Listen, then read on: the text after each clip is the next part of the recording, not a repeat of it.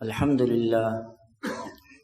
لله نحمده ونستعينه ونستغفره ونؤمن به ونتوكل عليه ونعوذ بالله من شرور أنفسنا ومن سيئات أعمالنا من يهده الله فلا مضل له ومن يضلله فلا هادي له ونشهد أن لا إله إلا الله وحده لا شريك له ونشهد أن سيدنا ومولانا محمدا عبده ورسوله أما بعد فأعوذ بالله من الشيطان الرجيم بسم الله الرحمن الرحيم يا أيها الذين آمنوا اتقوا الله حق تقاته ولا تموتن إلا وأنتم مسلمون وقال تعالى يا أيها الذين آمنوا اتقوا الله وكونوا مع الصادقين وقال قال رسول الله صلى الله عليه وسلم التقوى ها هنا صدق الله العظيم وصدق رسوله النبي الكريم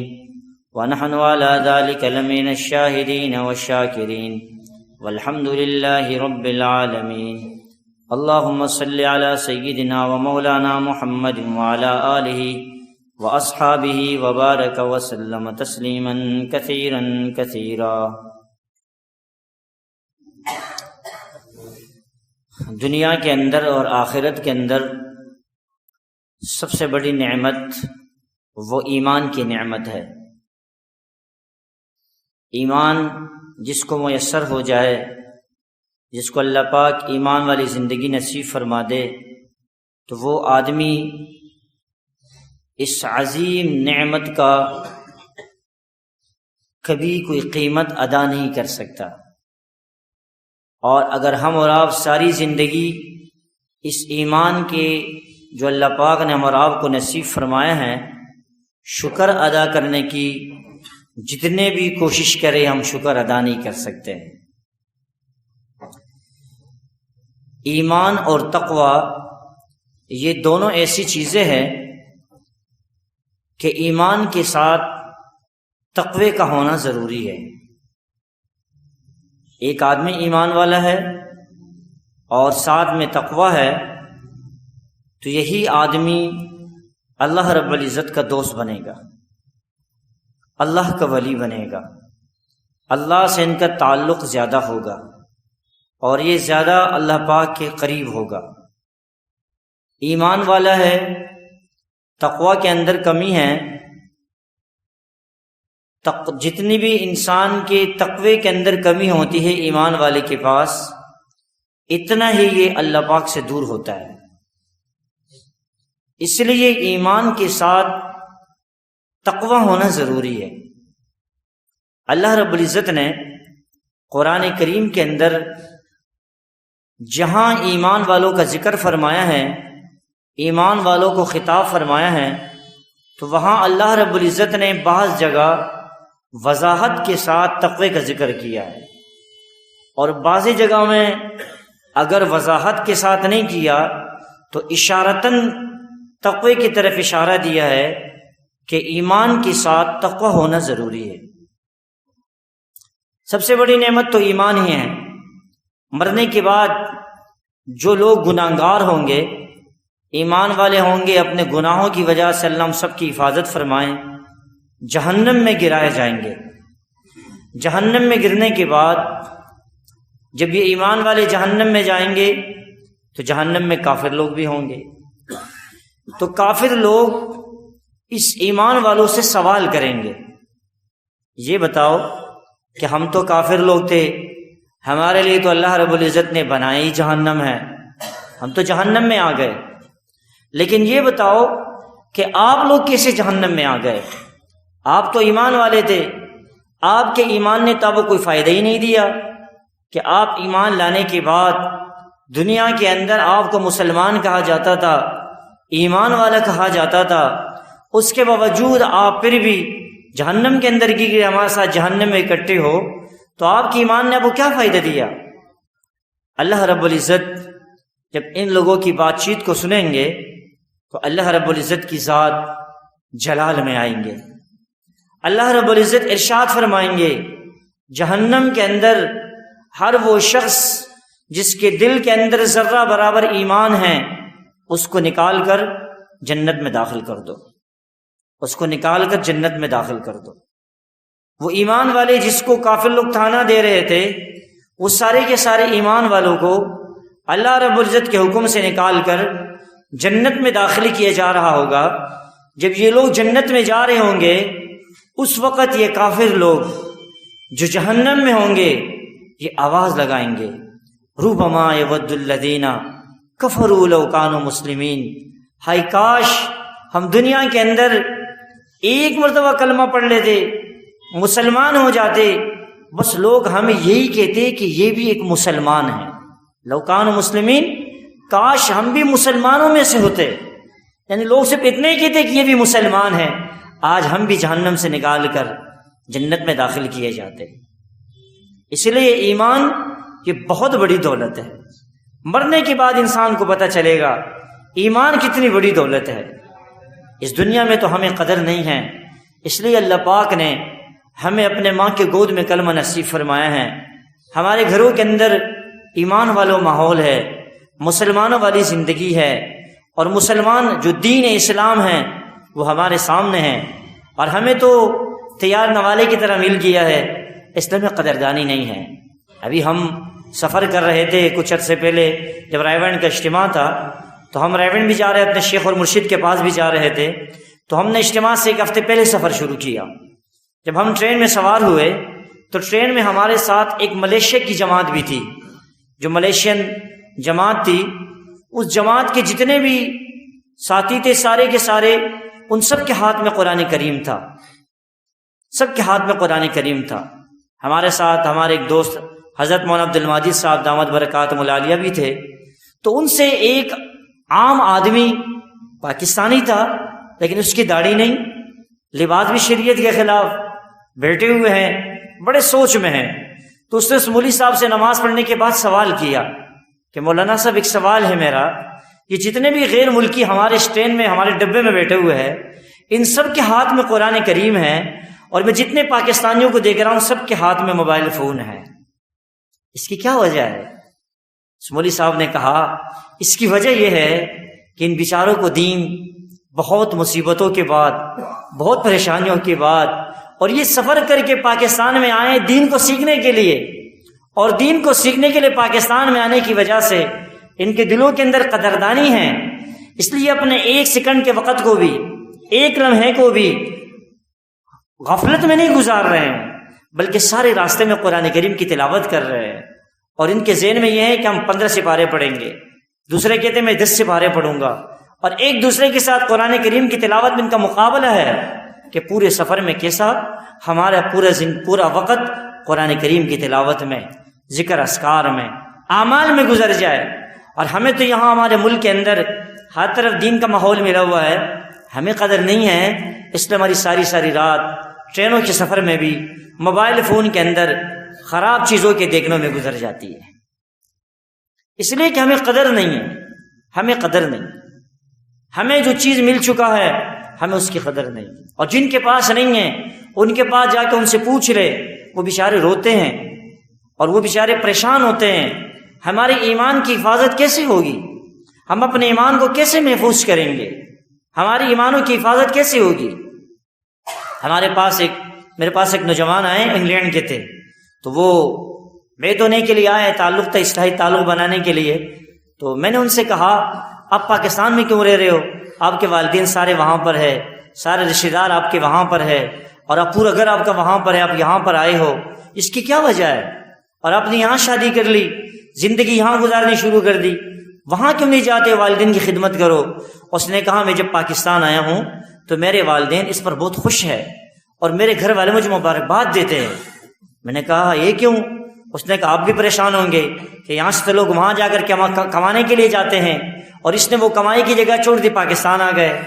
اس نے کہا اس کی وجہ یہ ہے ہمارے ہاں باقاعدہ یہ بات مشہور ہے، جب امام مہدی کا ظہور ہوگا اس وقت جتنے کفار ممالک کے اندر مسلمان بستے ہیں تو غیر مسلم جتنے بھی ہیں وہ سارے کے سارے اس کوشش میں ہوں گے کہ مسلمان ہمارے ملک سے نکل نہ جائے اور امام مہدی کے لشکر میں شامل نہ ہو جائے، اس لیے وہ مسلمانوں پر اپنے جتنے بھی ان کے آلے ہیں نکلنے کے سواریاں ہیں وہ سارے کے سارے مسلمانوں پر وہ بند کر دیں گے کہ مسلمان کی جماعت میں شامل نہ ہو جائے۔ اسی لیے جتنے مسلمان ہیں اس وقت وہ ان ممالک سے ہجرت کر رہے ہیں اور وہاں سے نکل کر وہ جا رہے ہیں کہ ہم ایسے ملک کے اندر چلے جائے جو کوئی اسلامی ملک ہو تاکہ ہماری وہاں ایمان کی حفاظت ہو جائے۔ غیر کے اندر رہ کر ان کو اپنے ایمان کی بچانے کی اتنی فکر لگی ہوئی ہے، اور آج ہم اور آپ کو ایمانی ماحول ملا ہوا ہے، دینی مجالس ملے ہوئے ہے اور خانقاہیں ملی ہوئی ہے، مسجد کل عام جب چاہے مسجد میں جا سکتے ہیں، جب چاہے ہم دین کے ماحول میں جا سکتے ہیں۔ لیکن میرے دوست اور بھائی اور بزرگوں، یقینی بات یہی ہے آج ہمارے اوقات غفلتوں میں گزر رہے ہیں۔ جو ایمان کی دولت ہم اور آپ کو ملی ہوئی ہے آج وہ ہماری ساری کی ساری زندگی غفلتوں کے اندر گزر رہی ہے۔ اس لیے میرے دوست اور بھائی اور بزرگوں، اس ایمان کی قدردانی کرے۔ اور ایمان کی قدردانی کیا ہے؟ اس ایمان کے ساتھ تقوی والی زندگی گزارنا، یہ ایمان کی قدردانی ہے، یہ ایمان کی قدردانی۔ تقوی کہتے ہیں اللہ سے ڈرنے کو، اللہ کے خوف کو، اللہ سے ڈرنا، خشیت الہی ہمارے دل کے اندر پیدا ہو جائے۔ میرے دل کے اندر جتنی بھی خواہشات ہیں، جتنے بھی دنیا کے اللہ کی نافرمانیوں کے خواہشات ہیں، وہ سارے کے سارے خواہشات کو میں اللہ کی محبت میں چھوڑ کر اپنے دل کے اندر دفن کر دوں کہ نہیں، جس عمل سے میرے اللہ ناراض ہوتے ہیں وہ عمل میں نہیں کر سکتا، جس عمل سے میرے اللہ خوش ہوتے ہیں اس عمل کو میں اختیار کروں گا۔ اس لیے میرے دوست اور بھائیو، اگر ہم حضرات صحابہ کرام کی زندگی کا مطالعہ کریں، اگر ہم اور آپ محدثین کے، تابعین کے، تبع تابعین کے اور اپنے اللہ والے بزرگان دین کے ان کی زندگیوں کا مطالعہ کریں گے، آپ کو ان میں سب سے زیادہ جو چیز نظر آئے گی وہ تقوی نظر آئے گی۔ اللہ والے جو بنتے ہیں وہ تقوی کے بغیر نہیں بن سکتے ہیں۔ جس کے اندر تقوی نہیں ہوگا اس کو اللہ کی دوستی نہیں مل سکتی ہے۔ اس لیے اللہ رب العزت نے نیک لوگوں کے ساتھ بیٹھنے کے لیے شرط کیا لگایا؟ شرط یہی لگایا ان کی صحبت میں بیٹھو گے آپ متقی بنو گے۔ اور اللہ رب العزت نے قرآن کریم کے اندر فرمایا یا ایھا الذین آمنوا اتقوا اللہ حق تقاتہ، یا ایھا الذین آمنوا اتقوا اللہ حق تقاتہ، اے ایمان والو اللہ پاک سے ڈرو، ایسے ڈرو جیسے اللہ پاک سے ڈرنے کا حق ہے، جیسے اللہ سے ڈرنے کا حق ہے۔ آج ہم اور آپ سوچ لے بھائی، ہم اللہ سے ایسے ہی ڈرتے ہیں جیسے اللہ سے ڈرنے کا حق ہے؟ ہماری تنہائیاں کیسے گزرتی ہے، ہماری زندگیاں کتنی گزر رہی ہیں اور کس کس مشغلوں کے اندر گزر رہی ہے، کتنے اللہ کی نافرمانیوں میں گزر رہی ہے، کتنی نیکیوں کے اندر گزر رہی ہے۔ ہم اور آپ اس بات کو سوچیں۔ آپ قرآن کریم کو اٹھائیں گے، جہاں تقوی کا ذکر ہے اکثر جگہ کے اندر اللہ پاک نے تقوی کے ساتھ ولایت لگایا کہ اگر آپ ولی بننا چاہتے ہو تقوی والی زندگی اختیار کرو۔ آپ اپنے عمل کو قبولیت والی چاہتے ہو کہ میرے اعمال قبول ہو جائے، اس کے لیے اللہ نے شرط فرمایا کہ کامل ایمان کے لیے تقوی ہونا شرط ہے، اور جب تقوی ملے گا تو آپ کے اعمال اللہ پاک قبول فرمائیں گے۔ اس لیے میرے دوست اور بھائی اور بزرگوں، عمل کی قبولیت کے لیے بھی شرط وہ تقوی ہے۔ تقوی ہوگا اخلاص پیدا ہوگا، تقوی ہوگا گناہوں سے بچیں گے۔ ایک نوجوان حضرت عبداللہ ابن عباس رضی اللہ تعالیٰ عنہ، عبداللہ ابن عمر رضی اللہ تعالیٰ عنہ کے پاس تشریف لے کے آئے، ان سے عرض کیا مجھے یہ بتاؤ، اگر ایک آدمی ہے وہ بہت زیادہ نوافل پڑھتا ہے، بہت زیادہ ذکر اذکار کرتے ہیں، بہت سارے اعمال کرتے ہیں، قرآن کریم کی تلاوت کثرت کے ساتھ کرتے ہیں اور بہت زیادہ نیک اعمال کرتے ہیں، لیکن ساتھ ساتھ میں وہ گناہ بھی کرتا ہے۔ ایک نوجوان یہ ہے، ایک نوجوان دوسرا ہے، صرف فرائض پورے کرتے ہیں، واجبات پورے کرتے ہیں، نوافل بھی اتنے زیادہ نہیں پڑھتے ہیں، لیکن گناہ سے اپنے آپ کو بچاتے ہیں۔ آپ ان دونوں شخصوں کے بارے میں کیا کہتے ہو؟ عبداللہ بن عمر رضی اللہ تعالیٰ عنہما نے ارشاد فرمایا میرے نزدیک وہ آدمی وہ بہت زیادہ بہتر ہے جس کے نوافل کم ہیں، جس کے ذکر اذکار کم ہیں، صرف واجبات، فرائض، جو اللہ کے حقوق ہیں، جو فرائض ہے اس کو ادا کرنے والا ہے، واجبات کو پورا کرنے والے ہیں۔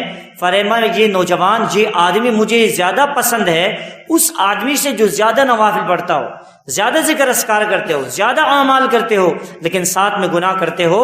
فرمایا اس کی یہ گناہ کرنا، یہ اس کے نیک اعمال پر کبھی اثر انداز نہیں ہو سکتے، یعنی یہ نیک اعمال کی وجہ سے اس پر اس کا اثر نہیں ہو سکتا ہے۔ اس لیے کہ گناہ ساتھ میں کر رہا ہے. گناہ اور نیکی یہ ساتھ نہیں چل سکتا ہے. اگر ایک آدمی بہت زیادہ اعمال کر رہے ہیں، گناہ کو نہیں چھوڑ رہا، اس کے نیکیاں اس آدمی کو یہ جہنم سے نہیں بچا سکتی ہے. اس لیے حکیم الامت شاہ اشرف علی تھانوی صاحب رحمۃ اللہ علیہ فرماتے ہیں، اگر ایک آدمی کو کسی گناہ کی عادت ہے، اس نے کوشش شروع کر لی، اس عادت والے گناہ کو چھوڑ دیا، فرمایا یہ آدمی جس نے ایک گناہ کو چھوڑا ہے، یہ لاکھوں تہجد گزار، یعنی لاکھوں تہجد کی نمازیں پڑھنے والا، لاکھوں رکعتوں پڑھنے والا، لاکھوں تہجد پڑھنے والا، فرمایا یہ آدمی اس آدمی سے بہتر ہے جو تہجد کی نمازیں تو پڑھ رہا ہے، گناہ سے اپنے آپ کو نہیں بچا رہا. ایک آدمی ہے آدھا گھنٹہ رات کو اللہ کے سامنے مناجات کرتا ہے، دن ہوتے ہی یہ غیبت شروع کر دیتا، دن ہوتے ہی یہ بدنظری کرنا شروع کر دیتا، دن ہوتے ہی اللہ کی نافرمانیاں شروع کر دیتا ہے. اس کی یہ تہجد کی نماز یہ اس کو جہنم سے نہیں بچا سکتی ہے. اس لیے میرے دوستو، گناہ ایمان کے ساتھ تقوی کہتے ہیں اللہ کے خوف کو، ایمان کے ساتھ گناہ سے بچنا، نیکی کے ساتھ گناہ سے بچنا، یہ پھر جا کر کے انسان کے ایمان کو قوت نصیب فرماتی ہے، انسان کو اللہ والی بناتی ہے. اللہ والا جو انسان بنتا ہے وہ نیکیوں کے ساتھ تو بنے گا، ساتھ میں گناہ کے چھوڑنے سے. اس دور کے اندر جو آدمی گناہ کو چھوڑے گا وہ اللہ والا بن جائے گا. کثرت نوافل اور کثرت عبادات، اس سے زیادہ زور اس دور کے اندر وہ گناہ کے چھوڑنے پر ہے کہ گناہ کو چھوڑا جائے. اس لیے گناہ بہت زیادہ عام ہے، اللہ کی نافرمانیاں عام ہیں، گلی گلی کے اندر ہر آدمی کا جیب، ہر آدمی کی تنہائی اس کو گناہ میسر کی ہوئی ہے. جب وہ چاہتا ہے گناہ کر سکتا ہے. حتیٰ اگر ایک آدمی کوئی اپنی ضرورت کا کام بھی کر رہا ہے، بعض وقت وہ بیچارہ بھی گناہ کے اندر مشغول ہو جاتا ہے. وہ اپنا کام کاج کر رہا ہے کسی آلے کے ذریعے سے، وہ بھی گناہ کے اندر مبتلا ہو جاتا ہے. کیوں گناہ کے اندر مبتلا ہوتا ہے؟ اس لیے میرے دوستوں کہ یہ دور ایسا ہے، یہ فتنوں کا دور ہے، یہ گناہ سے بچنے کا دور. جو گناہ سے بچ گیا، گناہ سے اپنے آپ کو بچا لیا، یہی آدمی جو ہے یہ اللہ والا بن جائے گا، یہ اللہ کا دوست بن جائے گا. ہمارے پاکستان کے اندر بہت بڑے اللہ والے، بہت بڑے بزرگ گزرے ہیں نقشبندی سلسلے کے. جب پاکستان اور ہندوستان یہ آپس میں الگ ہوئے، اس وقت شیخ العرب والعجم حضرت مولانا سید حسین احمد مدنی رحمۃ اللہ علیہ کے بہت زیادہ مریدین وہ پاکستان آ گئے، پاکستان میں رہنا شروع کیا. تو ان کے مریدین نے ان کی طرف خط لکھا، ان کے خلفاء نے، ان کے مریدین نے حضرت مدنی رحمۃ اللہ کی طرف خط لکھا. حضرت مدنی رحمۃ اللہ علیہ وہ بزرگ ہے، جب حضور نبی کریم صلی اللہ علیہ وسلم کے روز مبارک پر، اللہ ہم سب کو بار بار ایسے مقبول حاضری نصیب فرمائیں، جب جاتے تھے نبی کریم صلی اللہ علیہ وسلم کے روز مبارک پر درود و سلام کا ہدیہ پیش کرتے تھے، براہ راست اتنا زور سے جواب آتا کہ قریب میں کڑے ہونے والے لوگ بھی اس سلام کے جواب کو سن لیا کرتے تھے. تو ان کی طرف علماء نے، بڑے بڑے اکابر نے خط لکھا، حضرت ہماری اصلاحی تعلق آپ کے ساتھ ہے، چونکہ آپ ہم سے دور ہے، اب تو ہمارا آنا جانا مشکل ہو جائے گا. اب پاکستان کے اندر ہمیں کوئی ایسے اللہ والے بتائے کہ ہم ان کی صحبت میں جا کر کے ان کی صحبت میں بیٹھ جایا کرے، ہمارا ان کے ساتھ تعلق بن جائے. تو مدنی رحمۃ اللہ علیہ نے اپنے اس وقت میں 3 بڑے بڑے مشائخ بتائے کہ ان کے ساتھ اپنے اصلاحی تعلق بناؤ. ان میں سے ایک حضرت مولانا خواجہ عبد المالک صدیقی رحمۃ اللہ علیہ خانیوال والے وہ بھی تھے.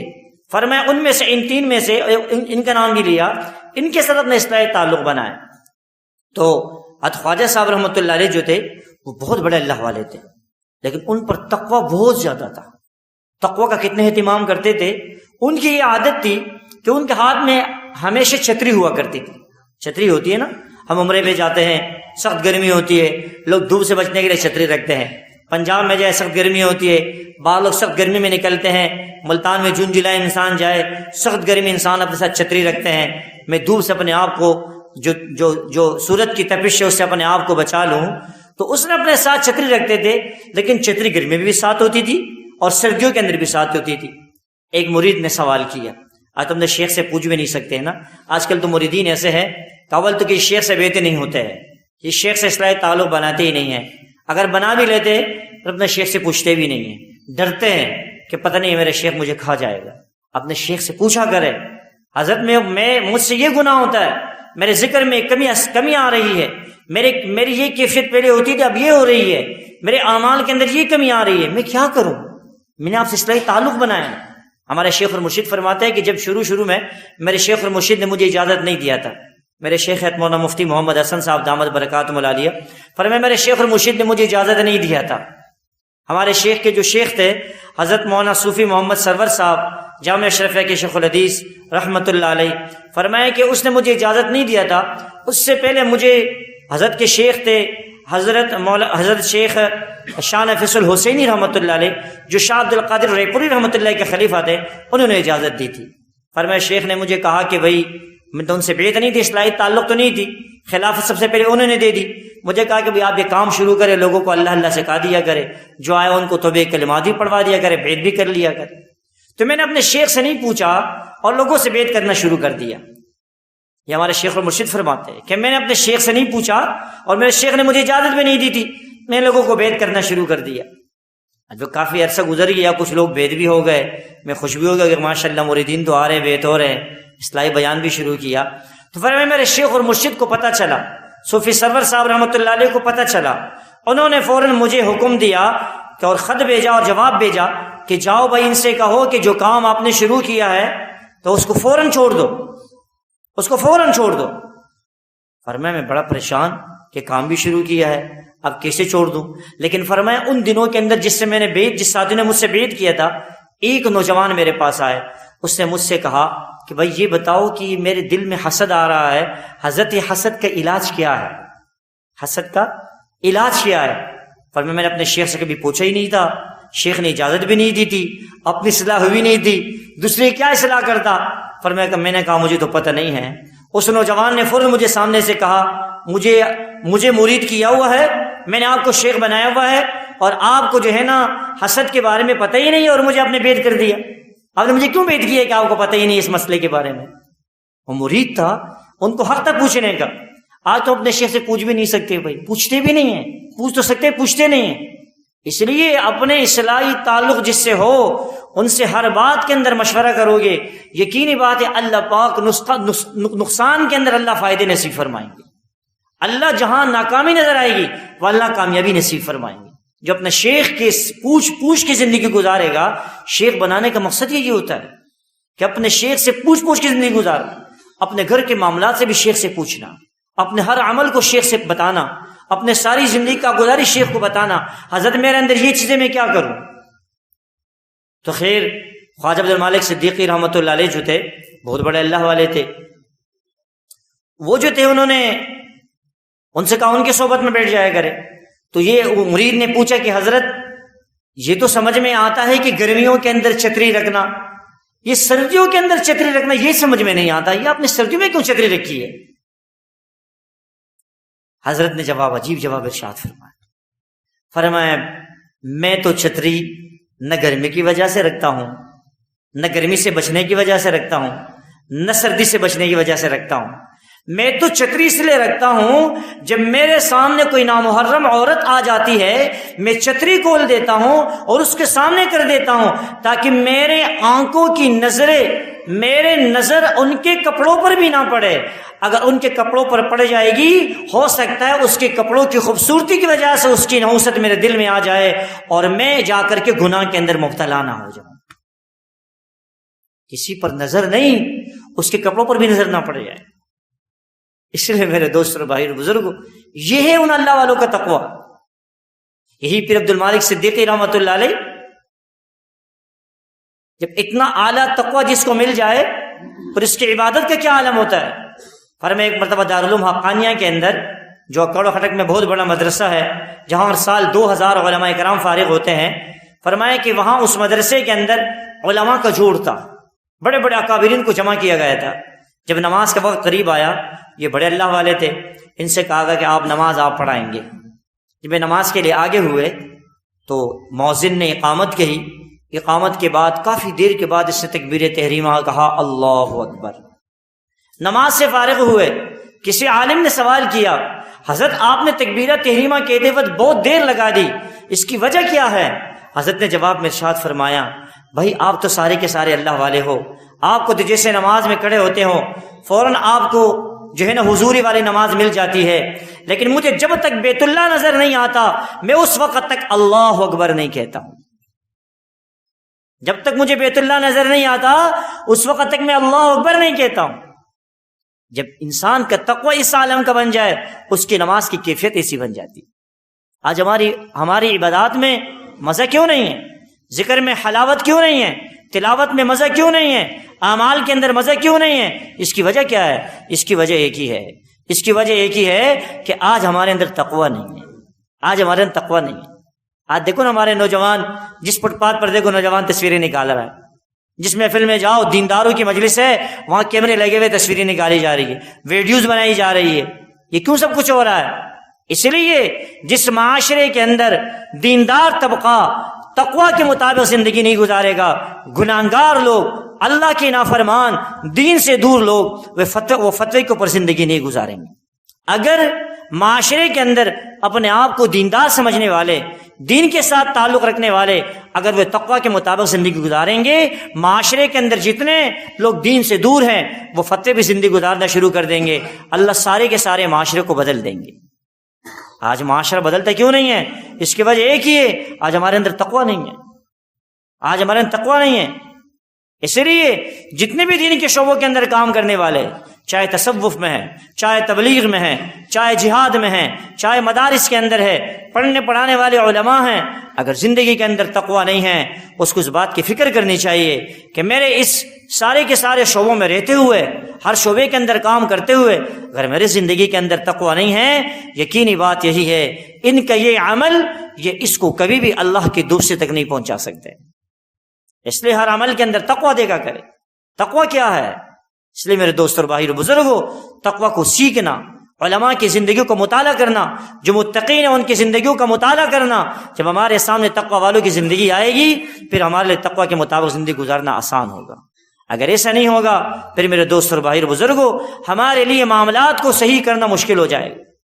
دارالعلوم دیوبند کے محتمم گزرے ہیں حضرت مولانا شیخ رفیع الدین صاحب رحمۃ اللہ علیہ، بہت بڑے محدث تھے زمانے کے. ایک مرتبہ دارالعلوم دیوبند کو چندے کی ضرورت ہوئی. اس نے سفر شروع کیا اور یہ دہلی چلے گئے چندہ لینے کے لیے. جب واپسی ہو رہی تھی تو ان کو 300 روپے کے قریب چندہ جمع ہوا. اب اس نے چندہ لیا، اس زمانے میں 300 روپے بہت بڑی چیز ہوگی. اس نے چندہ جیب میں رکھا اور سفر شروع کیا. جب مدرسے پہنچے تو دیکھا تو اس کا جیب کسی نے راستے میں کاٹ لیا تھا. اس زمانے میں جیب کترے ہوا کرتے تھے، آج کے دور میں بھی ہے، تو کسی نے اس کا جیب کاٹ لیا تھا.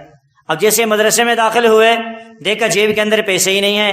کسی نے اس کی جیب کاٹ لیا ہے. یہ بیچارے بڑے پریشان ہوئے، چونکہ مدرسے کی امانت تھی اس کی جیب میں. اس نے جا کر کے 300 روپے لیے اور جا کر کے دارالعلوم دیوبند کے جو خزانچی تھے اس کے سامنے حوالے کیے. بھائی یہ 300 روپے لے لے، معاملہ میرے ساتھ یہ ہوا ہے لیکن پھر بھی آپ 300 روپے میری طرف سے قبول کر لیں. اب دارالعلوم دیوبند کے جتنے بڑے بڑے علماء تھے، مفتیان کرام تھے، جمع ہوئے. انہوں نے مسئلہ دیکھا اور فتویٰ اس پر نکالا. ان سے کہا حضرت یہ تو آپ کے پاس امانت تھی، آپ نے امانت کے اندر کوشش کی کہ اس کی حفاظت کر لوں، حفاظت نہیں ہو سکی، آپ سے ضائع ہو گئی. امانت کی حفاظت کرنے کے بعد ضائع ہو جائے اس کا ضمان آپ کے اوپر نہیں آتا ہے، وہ آپ کے اوپر نہیں ہوگا، آپ اس سے بری ہے، اپنے پیسے واپس لے لیں. اس نے کہا نہیں بھائی میرا دل گوارا نہیں کرتا ہے، یہ پیسے آپ ہی رکھ لیں. ان لوگوں نے کہا وہ بات ہماری مانیں گے نہیں.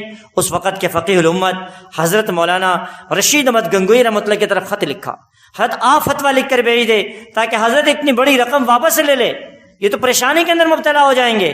ان کی طرف خط لکھا گیا. حضرت نے فتویٰ دیا بھائی بات تو صحیح ہے، آپ کے اوپر زمان نہیں ہے، آپ پیسے واپس لے لیں.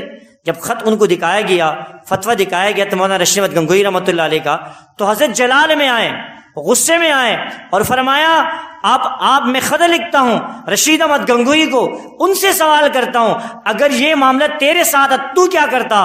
فرمایا آگے سے ان کا جواب چپ میں رہا. سمجھ گئے اگر میرے ساتھ یہ معاملہ آتا میں بھی یہ پیسے واپس کرتے. ان کا بھی یہ تقویٰ ہے، جو فتویٰ دینے والے ان کا بھی یہ تقویٰ ہے، اگرچہ میرے اوپر زمان نہیں آتا لیکن میں احتیاطاً اس پیسوں کو واپس کرتا ہوں. اس لیے پھر یہ جا کر کے اتنے بڑے بڑے لوگ بنے. یہ ویسے بڑے نہیں بنے جو ساری دنیا کے اندر اللہ پاک آج جس علاقے میں جائیں گے، جس ملک کے اندر جائیں گے، آپ کو ادارے کے علماء ملیں گے، اس ادارے سے وابستہ لوگ ملیں گے. یہ کیوں ملتے ہیں؟ اس لیے کہ وہاں جو بڑے بنے ہوتے ان کے اندر تقوی والی زندگی تھی، جس کے اندر، جس معاشرے کے اندر جتنا زیادہ تقویٰ ہوگا، کوئی آدمی دفتر میں کام کرتا ہے، وہ دفتر کا بڑا ہے، وہ تقویٰ کے مطابق زندگی گزارے گا، اپنے دفتر کو تقویٰ کے مطابق چلائے گا، اللہ سارے کے سارے دفتر والوں کو دیندار بنا دیں گے، اللہ سارے کے سارے ادارے کو دیندار بنا دیں گے۔ آج ہم دیکھیں میرے دوست اور بھائی بزرگوں، ہمارے اداروں کا کیا حال ہے، سارے معاشرے کا کیا حال ہے، ہمارے گھروں کا کیا حال ہے، ہمارے جو گلی کوچے اس کا کیا حال ہے۔ اس کی وجہ یہی ہے، آج تقویٰ نہیں ہے، آج تقویٰ نہیں ہے۔ جب تقویٰ نہیں ہوگا، اللہ کا خوف نہیں ہوگا، اللہ کا ڈر نہیں ہوگا، پھر صحیح چیزیں بھی اللہ خراب کر دیں گے، اچھے اچھے ادارے بھی خراب ہو جائیں گے، اور اچھے معاشرے کے اندر اچھے لوگ بھی بے دین بن جائیں گے، اللہ سے دور ہو جائیں گے۔ اس لیے میرے دوست اور بھائی بزرگوں، تقویٰ کے ساتھ، ایمان کے ساتھ تقوی کا ہونا ضروری ہے۔ اللہ تعالی ہم سب کو تقویٰ کے مطابق زندگی گزارنے کی توفیق نصیب فرمائے۔ اور تقویٰ انسان کو بازار میں نہیں ملتا ہے، حیدری کے مارکیٹ میں تقویٰ نہیں ملے گا آپ کو، ٹھیک ہے، پیسوں سے تقویٰ نہیں مل سکتا ہے۔ تقویٰ کہاں ملے گا بھائی؟ اللہ والوں کے پاس۔ اس لیے اللہ پاک نے کیا ارشاد فرمایا؟ یا ایھا الذین آمنوا اتقوا اللہ وکونوا مع الصادقین۔ حضرت قاری محمد طیب صاحب رحمۃ اللہ علیہ دارالعلوم دیوبند کے محتمم فرماتے ہیں، وہ لوگ ترجمہ کرتے ہیں، اے ایمان والو تقویٰ اختیار کرو، سچے لوگوں کے ساتھ ہو جاؤ۔ حضرت ترجمہ الٹ کیا کرتے تھے، ترجمہ کیا کرتے تھے، اے ایمان والو اللہ والوں کے ساتھ ہو جاؤ، دیندار لوگوں کے ساتھ بیٹھ جاؤ، آپ متقی بن جاؤ گے۔ اگر تقویٰ اختیار کرنا چاہتے ہو، اللہ والوں کے پاس کثرت سے جانا شروع کر دو، روزانہ اللہ والوں کے پاس جاؤ، ان کی صحبت میں بیٹھو، وہ جو کہتے ہیں اس کو سنو، اس کو عملی زندگی میں لے کے آؤ، اللہ تمہیں بہترین تقویٰ دار بنا دیں گے، اللہ اپنا دوست بنا دیں گے۔ دوستیاں بازاروں میں نہیں ملتی ہے، دوستیاں دنیا کی دوستیاں یہ فضول ہے۔ آج دو دوست اس لیے بنتے ہیں، بھائی میں دوست اس لیے بن جائے، اس سے مجھے قرضے کی ضرورت پڑے گی، مجھے قرضہ دے گا، مجھے مال کی ضرورت پڑے گی، مجھے مال مل جائے گا، گاڑی کی ضرورت ملے گی، گاڑی مل جائے گی۔ وفادار دوستی کس کی ہے؟ اللہ والوں کی ہے۔ یقینی بات ہے، مرنے کے بعد بھی اللہ والوں کی دوستی کام آئی۔ آخری واقعہ سنا تو بات ختم کرتا ہوں۔ حضرت مولانا قاسم نانوتوی صاحب رحمۃ اللہ علیہ ایک مرتبہ اپنے مجلس کے اندر بیٹھے ہوئے تھے، مریدین کے ساتھ، شاگردوں کے ساتھ۔ ایک خادم، اس زمانے میں ہاتھ کا پنکھا ہوتا تھا، ایک خادم پنکھا چلا رہے تھے، ہوا دے رہے تھے حضرت کو۔ خادم نے سوال کیا، حضرت میرا آپ سے سوال ہے۔ جی کیا سوال ہے؟ حضرت جب اللہ والے مرتے ہیں تو بتاؤ کہ اللہ والے کے مرنے کے بعد جہاں اس کا قبر بنتا ہے، اگر اس کے قبر کے قریب کوئی دوسرا آدمی، عام آدمی دفن کیا جائے، کوئی گناہگار ہو یا ویسے آدمی ہو، تو اس اللہ والے کے قبر کے اوپر جو اللہ کی رحمتیں برستی ہے، اس گناہگار یا دوسرے آدمی کو بھی اس کے فائدے ملتے ہیں کہ نہیں ملتے؟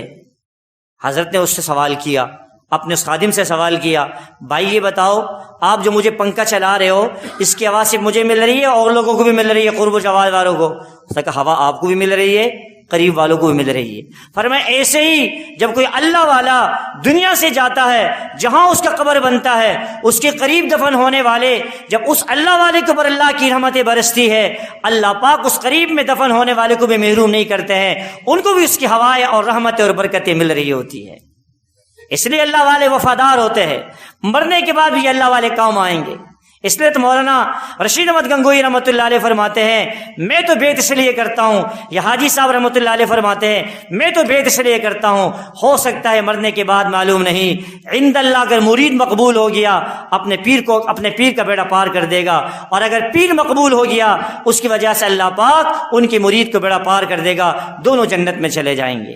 اس لیے میرے دوستوں بھائیو بزرگوں، یہ اللہ والے وفادار ہے، ان اللہ والوں کے ساتھ یہاں اگر ہم نے وفاداری کر لی، ان سے تعلق بنایا، خدا کی قسم یہ ہو ہی نہیں سکتا کہ مرنے کے بعد آخرت میں اور قیامت کے دن تجھے بھول جائے۔